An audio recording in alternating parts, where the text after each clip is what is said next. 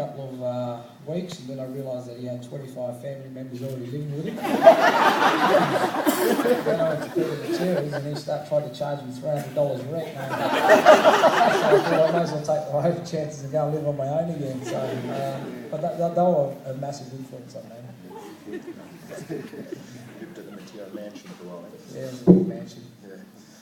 Yeah. You had a rough patch of form quite a few years ago, apparently. I didn't write this question, by the way, mate.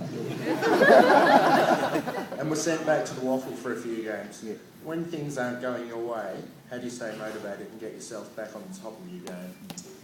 Well, it was an interesting part of that part of my football career was very interesting because it wasn't the actual coaching staff that identified that I was struggling. It was myself personally, and I was honest enough to walk up to John Worsfold and say, I think some other person deserves to take my spot until I get myself right mentally.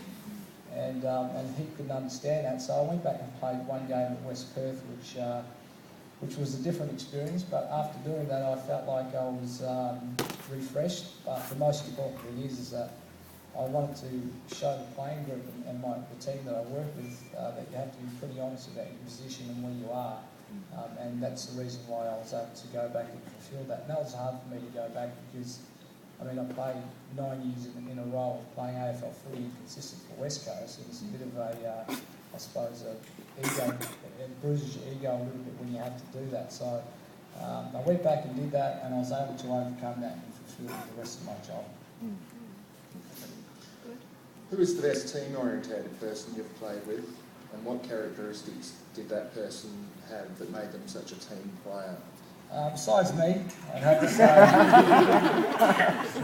say, there was a lot of team players that I played with that were just unbelievable. And one of them that used to always get a lot of flack about his football was Rowan Jones. And Rowan Jones, even though they used to say, why is he in the team, why does he even get picked each week? But he is the most dedicated team person that I've ever played with. And he would you just know that he would put his heart and soul into making sure that when we do our game plan, he would go out and do it. He would sacrifice himself to make sure that the team wins. And he was just so awesome at doing that. So he's someone that many years from now people would never talk about Rowan Jones. And he was very vital for us winning that premiership, and he was very vital for us getting to those finals to be able to play because he played on the best of them and beat them and got no recognition at all because everyone remembers people like Chris Joe, Ben Cousins, and all these other big name players that was kicking all the goals and winning, but everyone that was doing the real hard yards and keeping their best players quiet, no one remembers it, and one of them was Rowan Jones. Yeah, a good footballer, and he is remembered amongst the crowd there at West Coast, I can tell you.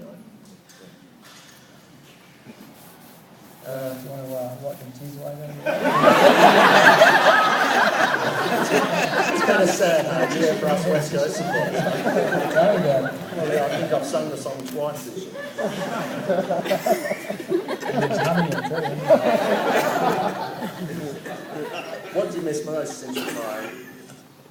I miss the camaraderie. I miss all my friends. I miss all my mates. The hardest thing is it's like working at Bunnings for 15 years with the same group of people, and then all of a sudden you leave. And that's the way it is, and it's no different. Other than that, I don't miss the footy at all. It's really weird. I've only watched 2 games of football this year, and I fell asleep halfway through one of them. So, as far as playing footy, I know I gave it everything, and that was a phase of my life that I probably won't miss a lot of. So, it's a little bit weird actually, but I just miss the football club in general. Do you still train a bit, keep fit, do some running and stuff? Well, I've been, obviously, you've seen me, and these girls here, you've got me coming for dancing. I've had to do dancing, and we started dancing 16 weeks ago. We had, my dance partner had me dancing 6 hours a day every day for 15 weeks. So, from that point of view, I should have kept playing footy because it's a lot more easy. But it was a different experience, and to be on a dance floor in front of the nation, and the dance floor, mind you, was tiny. if I step outside of that boundary, I'm actually stepping on someone's toes. And I did that plenty of times through the show, but it was a different experience altogether to be able to do that. But that's probably the only thing that I've been doing to try and keep myself fit again. Apart from dancing, what are your future plans now that you're retired? Well, I do have a foundation. I'm going to continue to do that. I do radio every Saturday mornings, and now that dancing's done, there's a lot of different opportunities that have kind of come up. So whether it goes into media, I'll address that, or whether I put my hand up and come and help you guys out here at Bunnings somewhere. I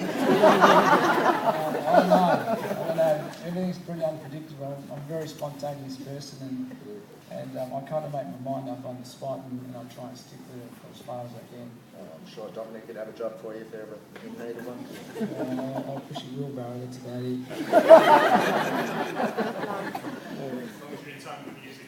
And you give me 400 a year.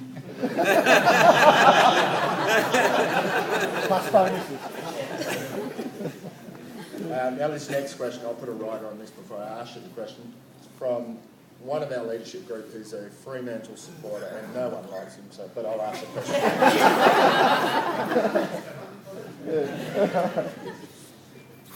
Would it be fair to say that the Eagles were built around the South Fremantle Football Club, i.e. Worsfold, Sunic, Hart, Matera, Jakovic, Rogers? I think it's fair to say that Wushy would tell you that himself. And back in the early days, Mick Moldhouse and West Coast were very fortunate, because when they had West Coast Eagles form back in them days, that was the actual Western Australian team. That was the under-15 schoolboys team. And when you have all those group of players, and then all of a sudden you build an AFL team around them, well, something's got to come out of it. It just happened to be that most of them were South Fremantle boys, and most of them were Fremantle boys. So there's no hiding the fact that that's the truth. And Wish is always talking about the Bulldogs, and same as Sumage, and Hart reckons that he was the best back pocket in the team when I reckon I've got him covered.